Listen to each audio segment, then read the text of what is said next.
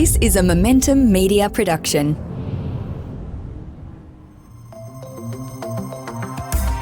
Welcome to the Smart Property Investment Show, the podcast by investors for investors. Hello everyone, Grace Ormsby here. Welcome back to a brand new episode of the Smart Property Investment Show, where we are lucky enough to chat with investors week in, week out, no matter what stage they are at in their investing journey. And today's episode is absolutely no exception. It is an absolute pleasure to be welcoming Desmond David onto the show. Des, how are you? I'm good and delighted to be here, Grace. Thanks for having me. You're so welcome. Des, you are WA based, aren't you? Yes, that's right. Living in Perth? Living in Perth, grew up in Perth, so been around the Perth market for a long time, but just a short time as an investor. It's a beautiful part of the world, and it's definitely seeing some pretty crazy things going on at the property market at the moment. And I won't get into that too soon, but Des, talk us through your own journey and interests as a property owner, as an investor. You're sort of starting out on your property investment journey at the moment, aren't you? Yeah, that's right. Look, I bought my first unit nearly 26 years ago. And it was back in the day when I was only just an accountant, account executive at a telco and not making a hell of a lot of money and having some young kids as well. So it was, one income and so forth. And just got into doing the dream of buying a unit or buying a home. We knew that it was always going to be a starting point and all I could afford back then. And I think I paid $112,000 for a villa or a unit villa in a suburb which not too far from the Perth CBD. So it was, I think 12 kilometres. And if you know Perth, everything's about 20 minutes away, right? So it's not too far from the CBD. So I got into, having enough to invest in that. And then it wasn't long after that, the family grew and we needed a bigger home. And that was at the stage, I think, the property market in WA was actually getting quite aggressive. It was, growing quite a bit. And I think that was, back when we saw, a huge growth in demand for homes. And so, I was lucky enough that we got a really good return on that investment and moved into our new home. And that was something which was really, it was great. It was a fixer-upper. So we did do a lot of investing into making that a nice, reasonable home. But from then, we kind of just lived there for a few years. That was our family home. And then was lucky enough to be able to pay it off. Eventually paid off, and so we used the equity on that property, bought a new home which we're living in now, and using that as an investment property. And it's close to the university, so we rent it out to some students. Now they're no longer students; they're actually in the workforce, but still staying there. So wow, it was really good. You must be a good landlord then, Des. Well, I reckon that's a key to be a good investor, is being a good landlord. I think it's hard to find some good tenants. Well, I don't think it's hard to find, but it's good to keep good tenants. And when you've got good tenants, I think it's really important that you do what you can to make them feel comfortable, make them feel like they're very much heard. So if there's any issues, anything that needs to be fixed or maintained, or even purely just to, do some maintenance around the garden, we kind of, my wife and I are quite happy to do a Sunday afternoon. We'll bring some croissants over and give it to the kids or give it to the guys, and then do some lawn mowing and some weeding if we have to. There you go. A lot of people probably do think about potentially holding on to past properties that maybe have been an owner-occupier or a family home for a while. And then when they're upsizing, it's like, well, do we sell the property or do we keep it and keep it as an investment vehicle for us? Was it the decision that you knew you wanted to make when you were upgrading, moving on, that you would hold on to that property? Definitely, because I think the growth of that property and the area, so doing a lot of, understanding the area itself, the research of, how the market is in that particular suburb, close to the university, close to transport, close to the city. And I think because of those, 3 or 4 reasons, and, being able to, look at what's been in the rental market and the yield on the rental market, it was really good. So, it was definitely a decision we thought we were going to hold on to, because it's something where I think for now it's not a high maintenance house. I mean, there is a lawn and it's 750 odd square meters close to the city. So we knew that the land value is also going to be quite good, and zoning laws might be changing soon. So yeah, it was all of those bits and pieces that came to the decision. We just hold on to it. And how long ago was that now that you did make that decision? Be about 4 years ago now. Yeah. So right at the beginning of COVID, really? Well, it was one of those, because of that, exactly, because of the COVID reason, like, being able to be across from a park, when you weren't allowed to roam around and, you had to, look after the house itself because, it wasn't a unit. So all of us didn't have to share one little small space. It was quite a large space. So, yeah, during that time it was perfect to say, yeah, this is what people want. How cool. We're going to take a quick break there, but plenty more to hear from Desmond David just after the break. See you soon. Hello, everyone. Welcome back to this episode of the Smart Property Investment Show. I am joined by Des David, an investor from WA who really took a chance during COVID, Des. Right at the beginning, you were obviously already planning to move on from the fixer-upper that you were living in, but then wanted to keep it as an investment property. What did that look like from a finance perspective? Was that a hard sell to be going to the bank and go, hey, we want to buy a new place, but we want to keep the one that we've already got? Or had you built up enough equity in it that it was really an easy decision to make?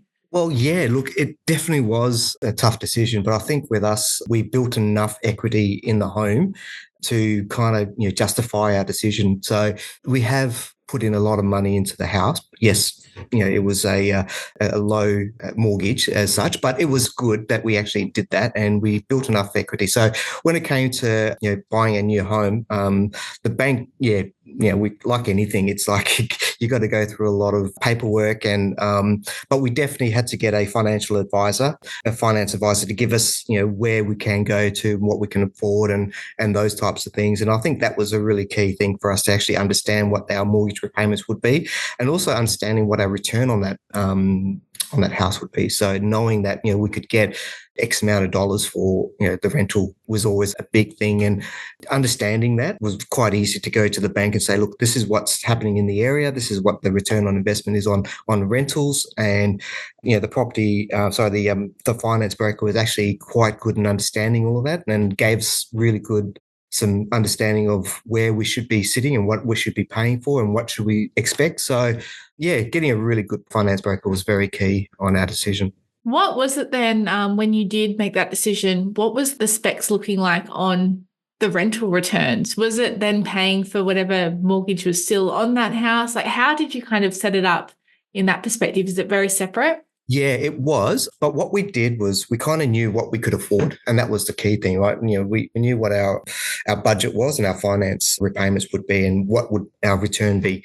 And then understanding that, we said, okay, well, the equity on our home and then the mortgage repayments on the new home minus the amount that we would get for the rental. So it wasn't so hard for us to make a decision, because I was lucky enough that I actually started to earn some extra money when it came to work-wise. So I moved into a different area in my career and started to earn a little bit more money. So that kind of meant but then I think what made it really a clear way of doing things is actually understanding that you had to have the right setup, the foundations of actually having your money separated from your income to how much you afford for your bills and what you want to spend for your normal day-to-day living. And then on top of that, you say, well, how much money do you want to have for your holiday? So all those bits and pieces we took into account, and we did go, with a time food cone, just went through the whole thing and said, look, this is what we spend on power, this is what we spend on water, this is what we spend on rates, and this is what we spend on food. And then understanding all of that, and then the kids actually starting to be a little bit more older, and they were at of age where they could simply say, well, I can move out of home or that type of thing, kind of made definitely, if my kids, they eat a lot. So that way, we didn't have to spend too much money on food. But so, all of that, understanding that, and we knew that, okay, well, whatever our percentage was, we can actually still afford if we were to say not have enough money for a rental person just leaving and leaving in the lurch. So yeah, those little things actually was a decision that we made, and it came through a lot of understanding of what we were earning and what was outgoing. And is it positively geared or negatively geared, that rental then? Well, when I hear it's positively geared, I hear that it's a good thing, and negatively geared is not that you're earning money. So what we do is we try to keep it very close to that positive negative mark, right? So if we kind of think, okay, well, we need to do stuff, we will do it onto the house, making sure that it's actually it's close there or thereabouts. Yeah, but we know the yield is quite good, and we know that and I think I kind of mentioned that the capital was going to be quite good as well. So yeah, so it's a little bit of both, and we're pretty lucky for that reason. When you did decide to move, what was the reason then for making the move? Was it to upgrade again? Was it to live in a better suburb? What drove that decision making? It was a little bit of both. My wife is a photographer, and she's grown up around the areas of the beach and Freo and that type of thing. And Freo is a very bourgeois, very easy little city on the coast of Perth. Beautiful part of the world. So we were looking for an area close there because she does a lot of weddings, and when it comes to the location wise, it's people love to be on the beach, so people love to have certain, and going down to Margaret River and so forth, the destination weddings. So I think it's the lifestyle too. So it was being near the beach, being close to the Cappuccino Strip, going for dinners and and bits and pieces like that. So it was all of that. And if you know Perth, and obviously you've got a really good understanding of it, Freo is such a nice area to be in. The sea breeze comes in, and we rarely put on the air conditioner in summer when it gets really hot,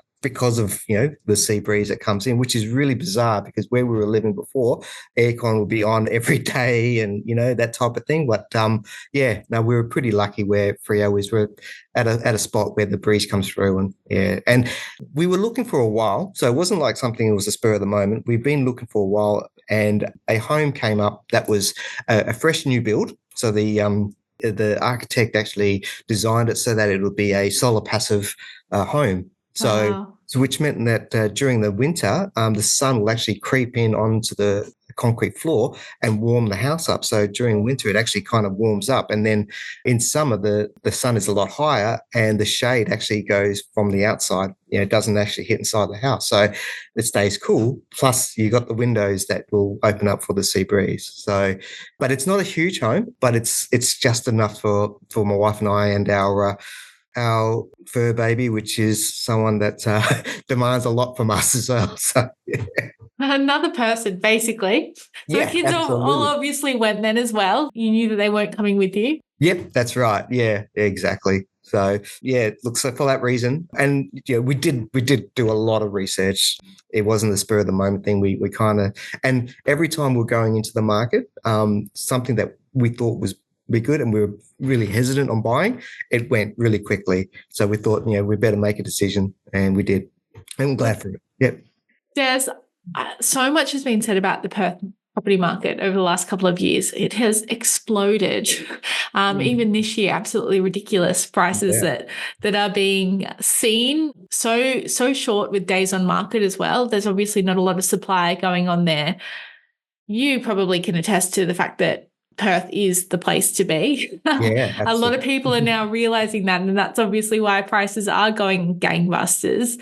Did you feel like it was a matter of time that it would be like that? Or, the prices there can be very, very hit or miss over the years. They have gone up and down a lot. What are your thoughts on Perth property market and what it's been doing over the last couple of years? Oh, look, I mean, we've got a huge population growth that's been happening, and I think people are understanding that, we could see the lifestyle in Perth is so good that, people want to move across. And I guess also, our mining and resource sector is quite, and, the boom in that kind of reflects the population as well.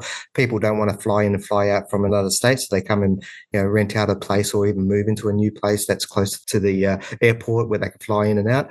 For me, I've always seen it as a growing market. We've seen, the urban spread that we talk about, and we've got places like, further north of Joondalup to down south where, the Baldivis areas. Now, years ago, they were they would not be suburbs that you would consider as a suburb. They'll be, a small country town, but they've moved and the infrastructure and so forth. So people don't have to come into the city anymore. So that urban spread kind of has been a really good find. I think also the lifestyle. People do like the lifestyle in Perth, and it's where I see the property market. Anything that's along the coast or along the river, the property prices will rise. There's just something that you see quite often.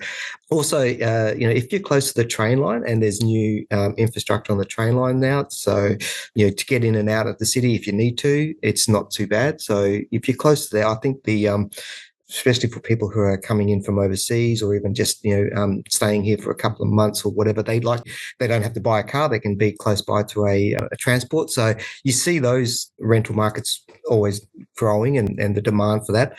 I can just, detest on where we are or where my property is. It's close to the city. And, when we had, one person move out because we had a couple living in one of the rooms and they went to travel around Australia.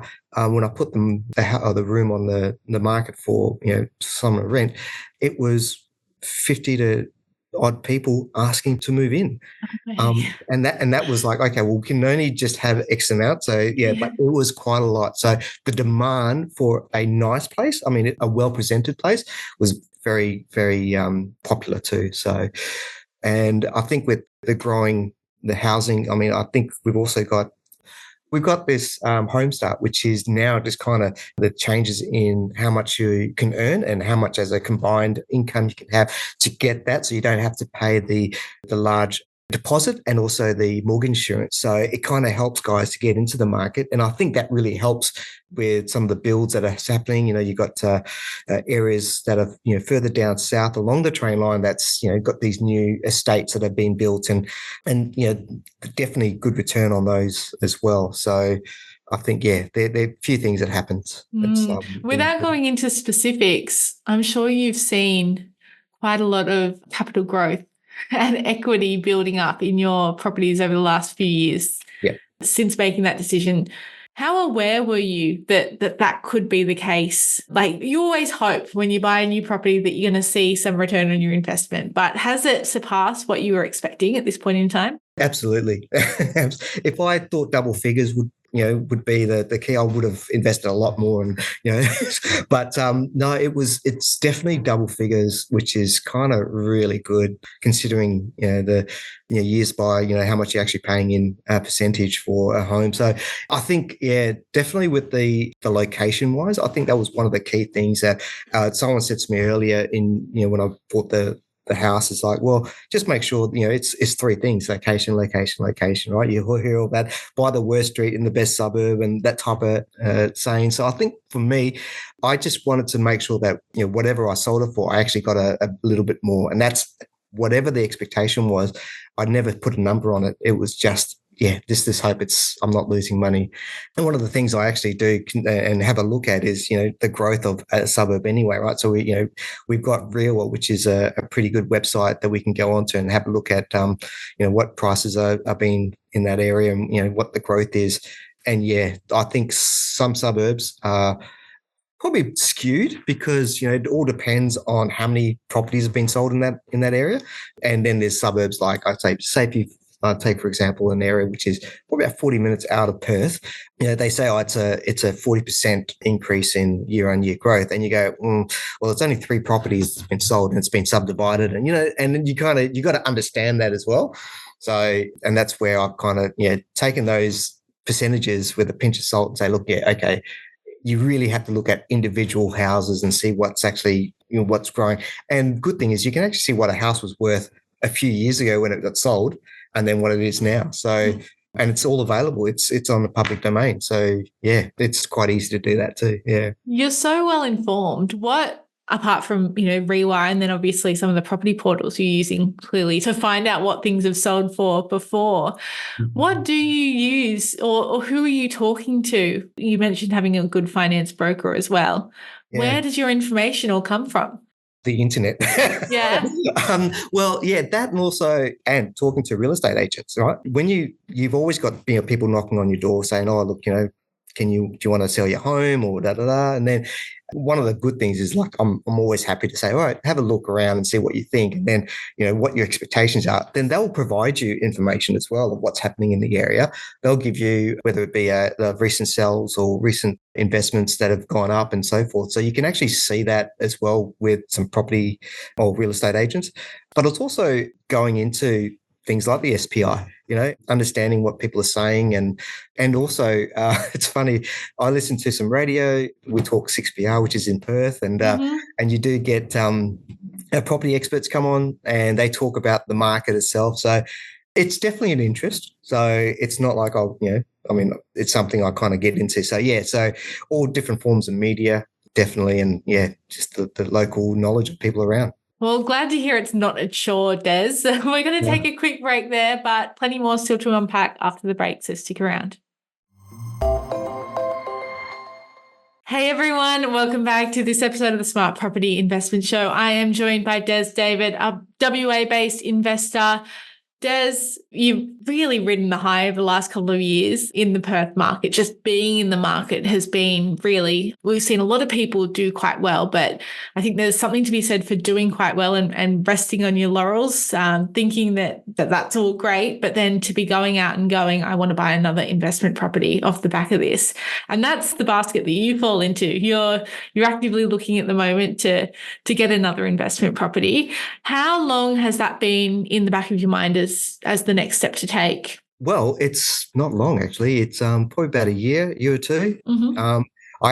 We did have some investments into the stock market and so forth, and I think the investment and the world itself, the what's happening with the stocks and so forth. It's I don't play that market very well, so I thought, well, we'll take some of that money out and we'll put it into something that I kind of have an interest in. So I guess the real estate is the next best thing. So I think, for the last year or two, it's been about, what are we going to do with the little bit of money that we've got now to invest in? And are you looking at pulling some of the equity out of your current properties to do that, or starting from scratch again? Well, doing that, getting equity, making sure that we've got something available that will actually return on the investment. And that's always the key. That's where we go, well, what's the expected rental yields and what's the expected capital appreciation? Maybe that's something we've got to consider. And, what's the cost versus the income? And so all those things are kind of really where we're thinking of.